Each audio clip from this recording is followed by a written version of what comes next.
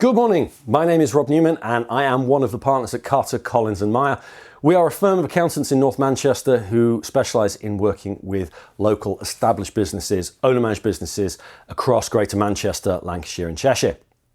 The subject of today's video, which I have talked about before, but I want to go into a little bit more further depth with, is overtrading. Now, overtrading is one of those things that people misunderstand and misinterpret. They often think this is a doom and gloom subject, and the reason overtrading comes about is usually the complete opposite. It's because your business is booming. Your business is doing so well and is growing so quickly that things start to slip. Now, one of the definitions of overtrading is selling yourself into insolvency. It's rapid growth that has not kept up with your systems, with your finances, with your infrastructure and the things you have in place. It's common. It's very, very common. A lot of owner-managed businesses in the UK are very thinly capitalised. They don't have the cash to support where they're trying to get to. I see it a lot. I see a lot of companies that come to me and businesses that have started with the owner's savings and maybe a small amount of money that they've managed to raise personally. And they're now doing £500,000 turnover. They're doing £700,000 turnover, and the total value of cash that they have available to them is £10,000 or £20,000, and they've managed to build this successful business on next to nothing. It's a common problem in the UK because we don't support startup businesses and we don't support the owner-managed sector. Everything in the UK is geared towards big corporates and big corporate stuff. Even the tax system itself is very much geared that way. There's lots of arguments that across other countries in the world, Germany is often cited, that there is a lot more support for the owner-managed sector. The way their banking system is organised is often said to be of significant advantage to getting those foundational companies that are forming the biggest part of the community and truthfully the biggest part of the economy, because most employment is within that owner-managed sector. Now, overtrading itself, as I say, it's in selling yourself into insolvency. It classically comes about when you get that new contract. Something comes through the door that you've not done before and you have to step it up. You're gonna have to buy in more stock, you're gonna have to buy in more materials, you're gonna have to take on more staff, you're gonna have to have more stuff, infrastructure, things around you to allow you to get that contract out the door.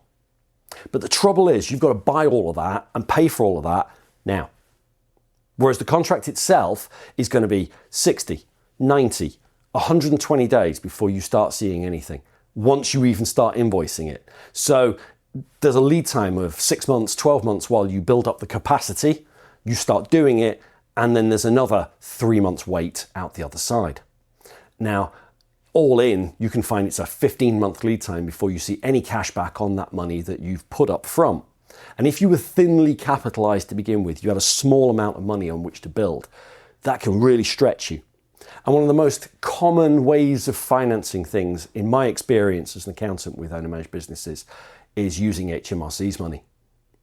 It's so common to see people delaying paying their taxes, their VAT, their PAYE, in order to finance the growth of that business. They see it as a relatively cheap loan, because the rates of interest that HMRC charge are often less than are charged by the banks. And they see it as an easy loan because they don't have to apply for it. They don't have to go through an application process. They don't have to actually do anything. It can just sit there. But there's significant risks to this, particularly in the last 4 or 5 years. During the pandemic, the rules around HMRC status as a creditor of your business changed, and they became far more powerful than they were for the 20 years prior to that. When I first came into the accounting world, HMRC were at the top of the pile, and they are again now. If something falls apart, if your business goes wrong, they're the ones that get first dibs over everything.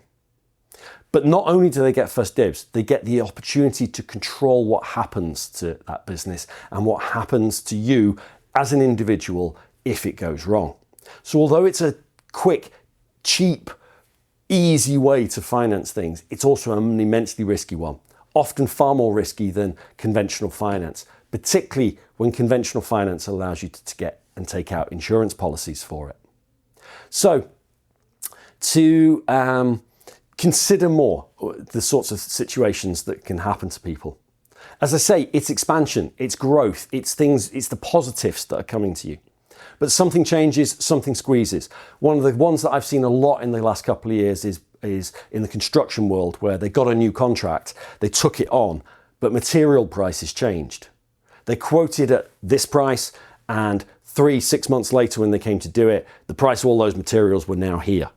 Inflation had happened, war, famine, upheaval, and their fixed contract no longer covered what they were having to pay out, which wiped out the margin. In wiping out the margin, they were funding, but didn't actually get any rate of return. If you then add in how long it took to get paid out of these things, they were falling into problems. So what's the solutions? Well, the solutions is regular information.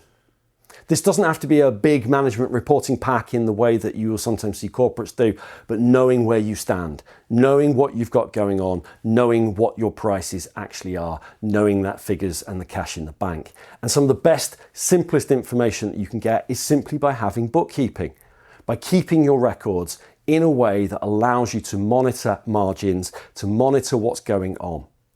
And I would say if you are at the £250,000 of turnover upwards, you really are starting to have to look to do this. Not just because HMRC and other people tell you that you should, but so that you know what's actually happening. Don't just rely on opening the bank app on your phone and hoping that there's some cash there. Actually see what's going on, what's coming in, what's going out. Now, this can be an Excel spreadsheet, this can be software. I am software agnostic, and in another video this month, I'm going to talk about how to choose software. Choosing the specifics of the software is frankly irrelevant. It's not the software itself, it's what the software tells you. And it tells you the warnings. As I say, HMRC is usually one of them. Margins is one of the other ones. Cash balances is another one still. Picking up on the margins one, if you don't have that accounting software, it can be very difficult to see the entire extent of margin, because you need to see not just the sales, but all of those costs actually are. And any of the accounting softwares is going to start telling you that. It's fine when it's you and maybe one other person, but bring a few more people in, add a few more expenses, put in there some travel and some expenses on a credit card that don't quite line up to exactly a cash flow, and you're struggling to see what's going on. If you hit this situation, what do you need to do? Well, the more information you've got, the easier it's going to be to deal with. One of the things is clearly come and talk to somebody like myself, an accountant who deals with owner-managed businesses. I wouldn't suggest one of the corporate firms. One of the corporate firms are at a higher level. They're dealing with other types of things. But guys in the trenches like myself who know and have worked through different scenarios. If you find that work is not profitable, review the contract. If you can, raise the price, raise the price. If you can walk away, sometimes that's what's necessary. The earlier you triage the situation and deal with what's happening, the better it's going to be. If you've got stuff sat on the shelf that's not moving, you need to free up some cash and get it moving. If you've got HMRC debt building up, the earlier we talk to HMRC about it and come up with a plan for managing it, the better, believe me, it will be. My experience over many years is that if you speak to HMRC, they are not unreasonable, they are people. If you leave it, that's when bad things tend to happen. If you've sat down and spoken to that, the accountant themselves will have contacts within other areas, finance being one of them, and obviously insolvency if it's necessary. Now, finance is often the way of solving issues. And I only in the last 3 months have completely turned around a company that was fundamentally profitable, struggling to get paid because a lot of their work was in the government sector. And by putting a different type of finance in place, we freed up their cash significantly, sorted out their HMRC debt, and gave the director back his sleep, because that's often the personal price that these things pay. Carrying that stress with you of overtrading often takes a huge cost on the individual, and dealing with this earlier solves that. So if you feel something's going wrong in your business, something's not happening, and that you are uncertain of how the future looks, reach out, speak to somebody like myself. My name's Rob Newman. We work across Greater Manchester, Lancashire and Cheshire, Carter, Collins and Meyer.